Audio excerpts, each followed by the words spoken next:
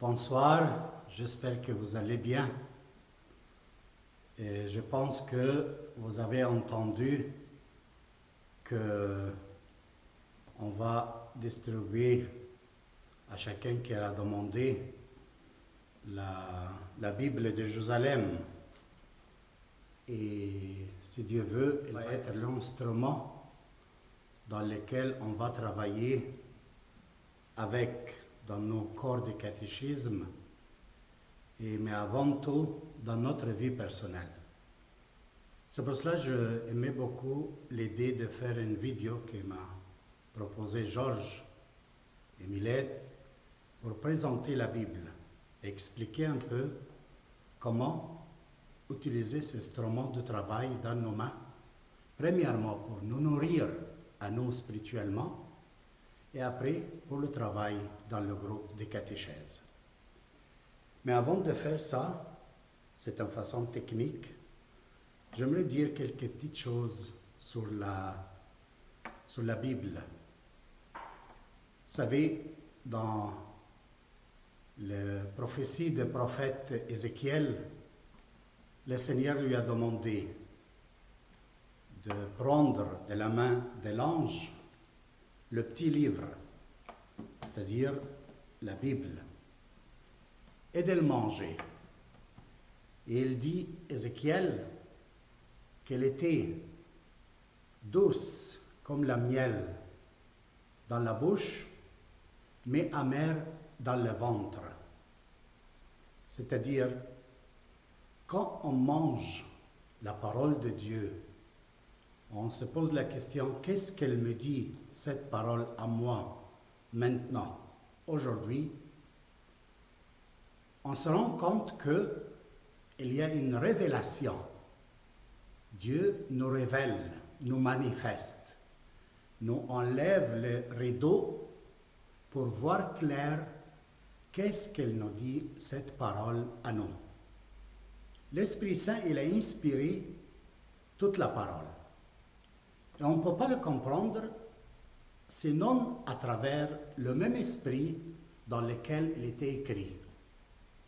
Si on a d'autres esprits, ils nous empêchent à pénétrer dans la parole. Combien de fois on lit la parole de Dieu et elle reste comme énigme, quelque chose qui n'est pas compréhensible, même des fois quelque chose qui nous scandalise. C'est pour cela, quand le Seigneur a révélé cette parole au prophète, il lui a dit de le manger. Il la trouvait belle parce qu'il voyait quel sens il a et qu'est-ce qu'il veut dire pour lui dans son histoire d'aujourd'hui et pour son peuple. Et amère parce que la parole de Dieu, elle est comme l'épée. Il tranche, il coupe avec une façon très subtile. Il nous fait séparation entre le bien qu'il y a en nous et le mal qu'il y a en nous. Par exemple, quand Jésus-Christ, notre Seigneur, il dit, si quelqu'un n'aille pas son père, sa mère, sa femme, ses propres enfants, il ne renonce pas à tous ses biens, il ne prend pas sa croix chaque jour, il ne peut pas devenir mon disciple. Parce que quand on entend cette parole, il nous laisse un peu haïr son père et sa mère. Dans quel esprit il a dit, Seigneur, cette parole? C'est ça qu'on a besoin pour comprendre qu'est-ce qu'elle veut dire. Or, beaucoup de fois, la parole de Dieu est fermée. Et avec 7 sceaux. 7, c'est le numéro complet, la perfection. Et des sceaux, c'est-à-dire on ne peut pas le ouvrir. Comme par exemple, on a à l'église ici une certaine, dans l'autel, cercle dans lequel il y a un agneau qui est assis sur la Bible. Et si vous allez compter, voilà l'agneau, il est ici, est assis sur la Bible, qui est ici. Et il y en a, si vous comptez, 7 sceaux. 1, 2, 3, 4, 5, 6, 7. Dans lesquels il ferme la Bible. Et dans l'Apocalypse de Saint Jean, il a vu que le livre est fermé avec les 7 sceaux. Il n'y a personne qui a pu ouvrir ce livre, sauf l'agneau. Qui est l'agneau? C'est notre Seigneur Jésus-Christ. L'agneau, c'est lui qui a accepté le mal des autres sur lui, et à la place de répondre au mal avec le mal, il a répondu avec le bien, en pardonnant, en le justifiant. Seigneur, ils ne savent pas qu'est-ce qu'ils font. Alors cet esprit d'agneau, c'est-à-dire la possibilité de prendre à travers l'Esprit Saint en nous les péchés des autres, sans les accuser, mais les justifier et les répondre avec amour et avec le pardon, sans cet esprit, on ne peut pas ouvrir la Bible et le comprendre. Pour entrer en harmonie avec la parole de Dieu, on a besoin toujours de cet esprit de l'agneau. Pas seulement nos intelligences, nos compréhensions, nos outils, tout ça il est beau, mais il ne donne pas la même interprétation dans laquelle le Seigneur a voulu pour notre vie. Alors pour entrer en communion avec l'esprit de l'agneau, quand Jean il a vu que le livre est fermé et personne n'a pu l'ouvrir, l'ange lui dit, voilà l'agneau, notre Seigneur Jésus-Christ, avec l'esprit de l'humble, celui qui s'est considéré le dernier de tous, ici sur la croix, le dernier de tous. Alors, avec cette humilité, il peut ouvrir les 7 sceaux qui ferment la parole de Dieu pour entrer avec nous en relation, et il nous révèle la volonté de Dieu pour notre vie quotidienne. C'est pour cela l'agneau, il l'a ouvert, il l'a interprété. Alors, la chose principale, avant de faire le travail avec cette Bible, c'est de demander toujours, avant tout, dans la prière, Seigneur, envoie l'esprit de l'agneau sur nous, qu'il nous donne l'humilité pour entrer et pénétrer dans ta parole. C'est comme ça qu'on va accéder avec cette parole dans les mêmes interprétations dans lesquelles le Seigneur a voulu pour notre vie, pour faire sa propre volonté. C'est pour cela, avant de travailler personnellement avec la Bible de Jérusalem, il faut faire cette prière. Et après, par exemple, on va travailler sur un certain texte. J'ouvre comme ça, et il y en a ce texte à étudier. Par exemple, l'évangile de Saint Luc, Jésus et les petits enfants, dans le chapitre 18. Alors, qu'est-ce qu'on fait? On fait une lecture avec haute voix, même si tu es seul ou dans la classe, avec tes amis, dans un petit groupe. Il dit comme ça, on lui présentait aussi le tout petit, pour qu'il les touchât. Ceux qui, voyant, les disciples le rabouraient. Mais Jésus appela à lui ses enfants en disant, « Laissez les petits enfants venir à moi, ne l'empêchez pas, car c'est à leur pareil que appartient le royaume de Dieu.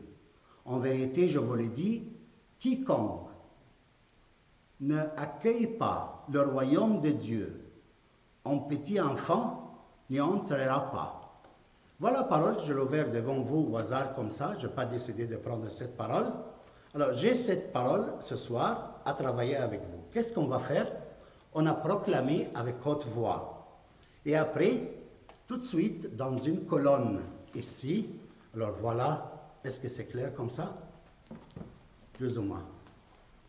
Alors, la parole, elle était ici, et tout de suite, dans cette vide qu'il y en a ici, il y en a des versets.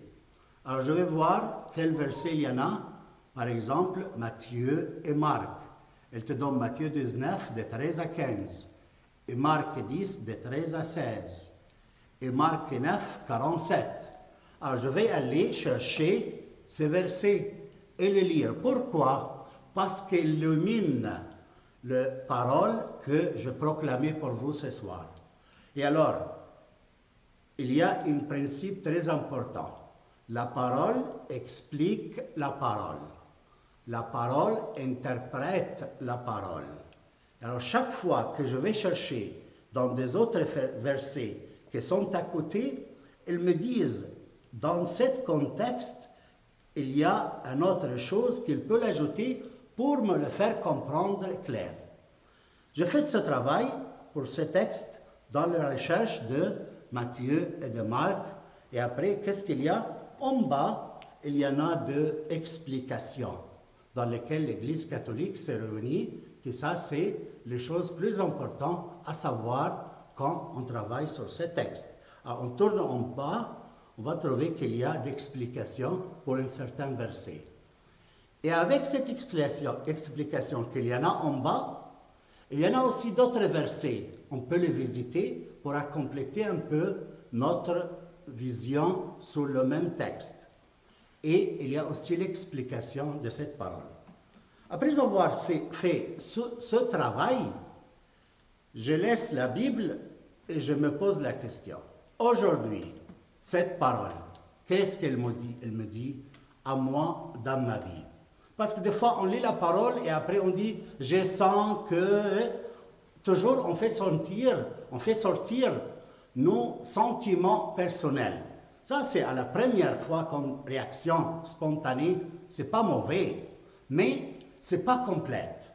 Alors, pour compléter notre impression personnelle, c'est bien de faire cette recherche à travers la parole qui est à côté et l'interprétation et visiter aussi l'autre verset qu'ils disent en bas.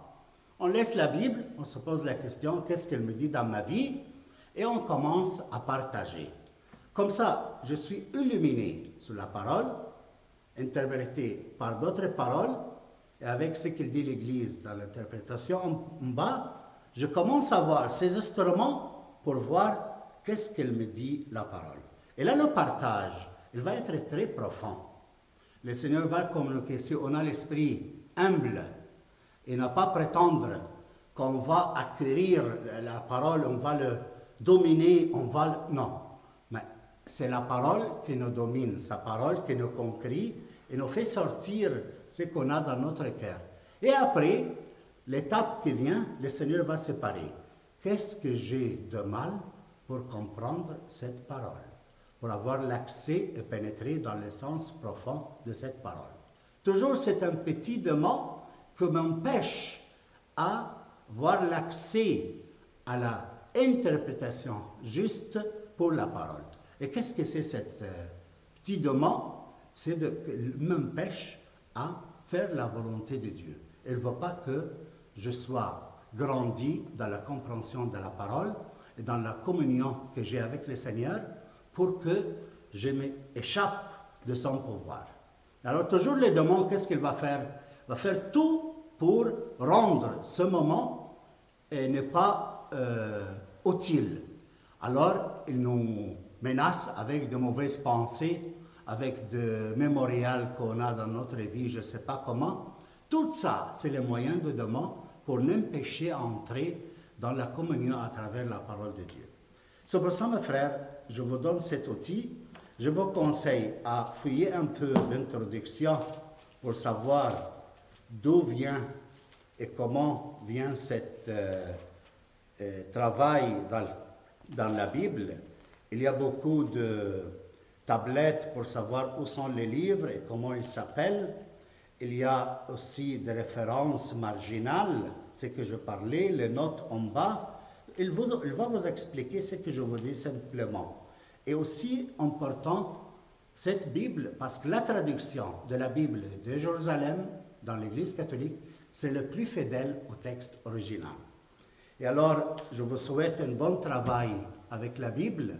Et si Dieu veut, quand vos catéchistes vont recevoir cette vidéo, ils vont le voir avec vous. Et si vous avez des questions, vous pouvez le demander. Et si vous avez des questions que vous n'avez pas eu de réponse, je suis là pour vous. L'important pour moi, que vous profitez de ces Bibles que je vous donne comme cadeau.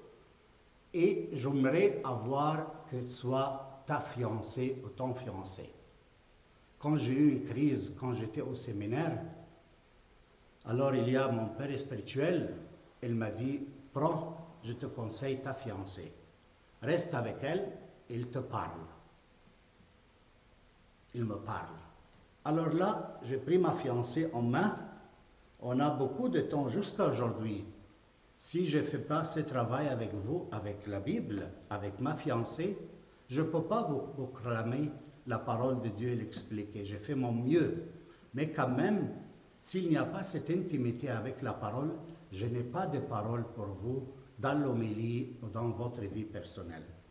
C'est pour cela qu'il n'y a pas aussi la possibilité, pour moi, si je n'ai pas cette intimité avec la parole de Dieu, avec la Bible, de grandir dans la foi petit à petit. Alors je vous souhaite bon usage, qu'elle soit votre fiancée, votre instrument de travail et votre lieu de rencontre avec le Seigneur. Joyeux temps de Pâques, le Christ ressuscité est vraiment ressuscité. Alléluia!